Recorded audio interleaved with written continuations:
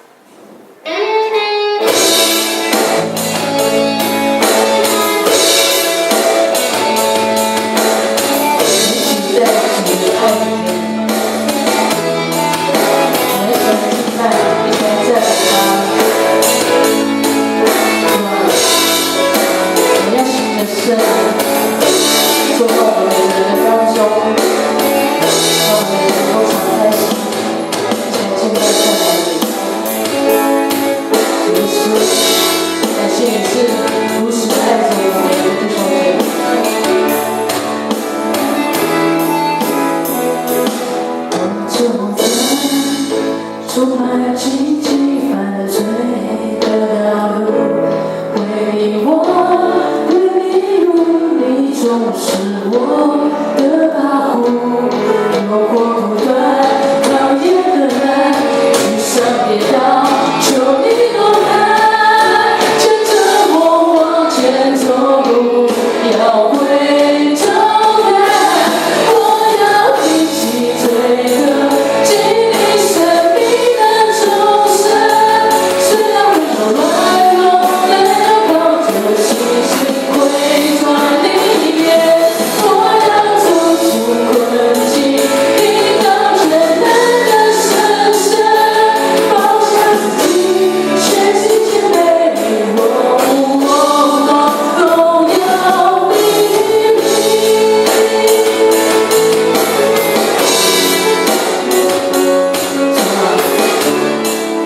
我们有需要脱离困境，脱离失丧，或者是我们在对于某些事物，我们会有成上瘾的习惯。主啊，求你帮助我们，因这个慈爱救赎我们，让我们能够脱离。主啊，我们需要你，我们需要你，让我们每个人都在你的怀抱中得到安慰。我走在充满荆棘犯罪的道路，回忆我会迷路，你总是我的保护。有过不断考